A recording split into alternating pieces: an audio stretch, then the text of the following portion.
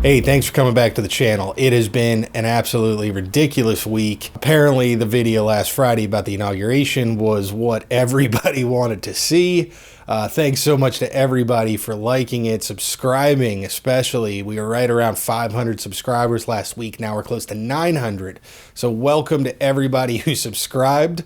I hope you stick around. I'm definitely working on putting together more videos like that one. But that was made entirely possible by Maryland Sound's crew and their generosity in sharing with me what they were up to. So an open invitation to anybody coming through DC or in DC or even in the area. I travel a fair bit.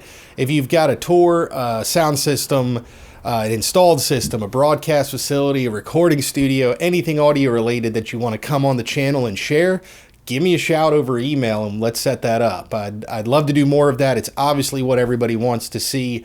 So I hope I can get more of those kind of things lined up soon. And we will continue to make cool videos about the work that everybody's doing. This week, I'm talking about broken gear. And if you're like me, you've probably got at least one piece of gear laying around that is broken and out of warranty and maybe not worth sending into a repair shop because the bench fees are going to be too much just to find out what's wrong with it. And then by the time you get parts. So maybe you thought about fixing it yourself. I had a situation like that recently, and I learned a pretty valuable lesson that I want to share with you today. So let's take a look. In this video, we're going to take a look at the Mark of the Unicorn 896 Mark III, specifically my Mark of the Unicorn 896 Mark III. We're also going to talk about what I think must be among the best out-of-warranty repair programs in the industry today, and I was really pleasantly surprised to find out about it. So let's get started. This 896 recently began to exhibit a problem with the Channel 7 pad switch. When you toggle it on and off, it just continues to make noise. The problem seems to be local at Channel 7, so I'm going to go ahead and take a look at that switch. The switch just seems to be bad. It's physically really hard to move, and it gets kind of stuck, and you can see me here trying to free it up by working it back and forth to no avail. If you're not familiar with Mark of the Unicorn, or MOTU as they are often called, here's a closer look at this unit, which is a Firewire computer audio interface that has traveled all over with me. Featuring 8 mic preamps, 8 analog bus outputs, 16 channels of optical I/O,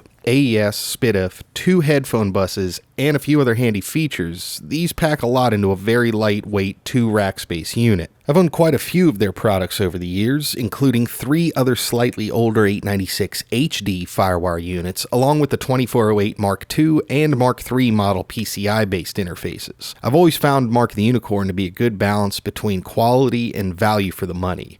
They sound good, and they're very flexible in real-world situations. So as this unit is almost 10 years old, my initial plan was to open it up and simply replace the toggle switch. I did a few searches online on the Mark of the Unicorn forums and anywhere else I could think to find a part number for this switch or a schematic or block diagram that might have it listed. Unfortunately, I came up with no answers, so I set about trying to get access to the switch and see if I could find a part number written on it, or at least get a visual idea and some more measurements of the switch to help track it down.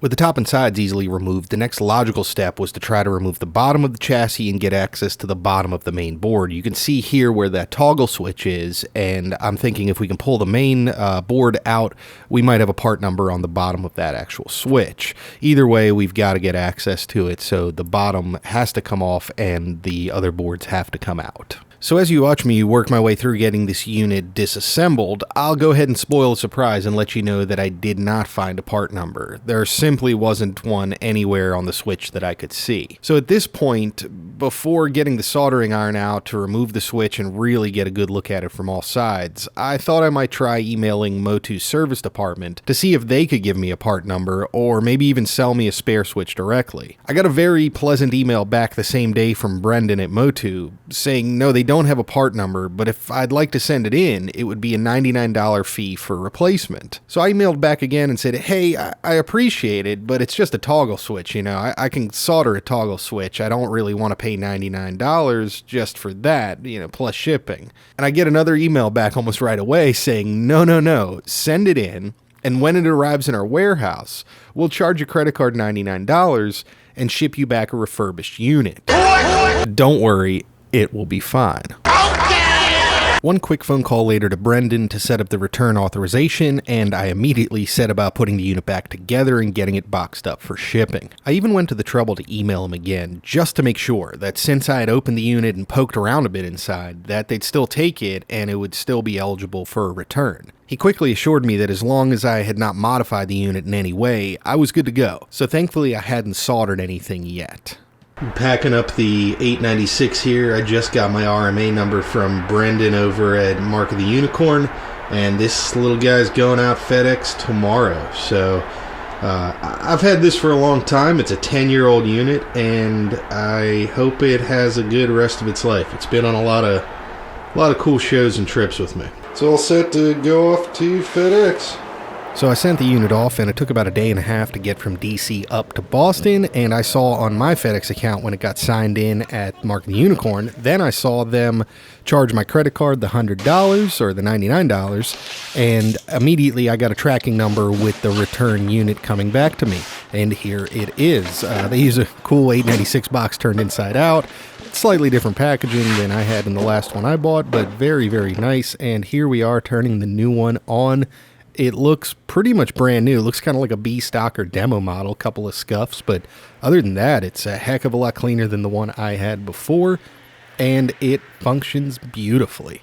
I went ahead and tested all the channels, obviously, just to be sure that everything was working. Channel 6 had a little static there at the start, but I have not been able to recreate that, so this unit is good to go. So the takeaway here is to call the manufacturer, send them an email before you give up on an old piece of gear. I had no idea that an almost 10-year-old computer interface, of all things, could be sent back in for even a repair, let alone a replacement for such a good price. Where I was before, I had a unit that maybe in parts was worth about $100 if I sold it as is on eBay. Now I've got a unit after spending about $120 between the $99 replacement fee and the initial shipping. I've got a unit that I could sell for $400 to $500 on eBay or continue using as a brand new interface, essentially. Right now, I think the 896 Mark III is probably a little overkill for what I'm doing. Most of the time when I take it with me somewhere, it's for the outputs nowadays, not so much the inputs. I use it mostly for QLab playback and things like that.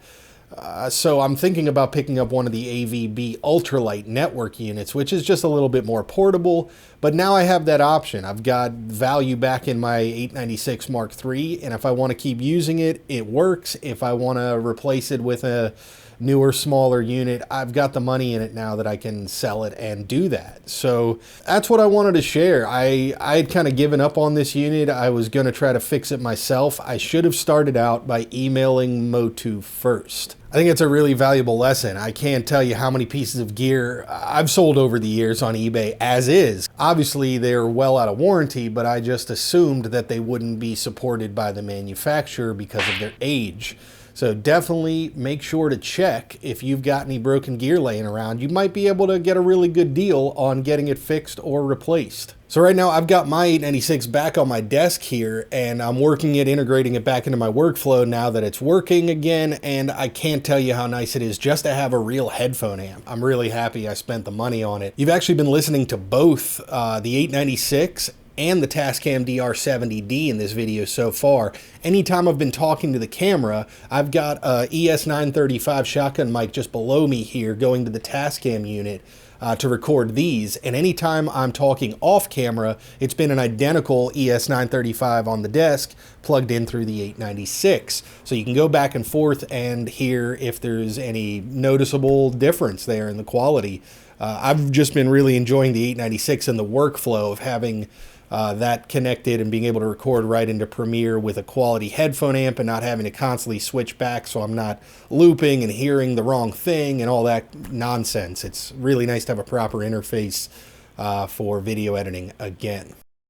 Huge shout out to PA of the Day on Facebook and Instagram. They shared the video, I think, earlier than anybody else, and obviously that's a huge community. So everybody that came here from there, thank you so much for checking out the video. I hope you stick around. I hope you like the channel. New videos every Friday, so stay around and drop a comment. Let me know what you think. Let me know what you'd like to see.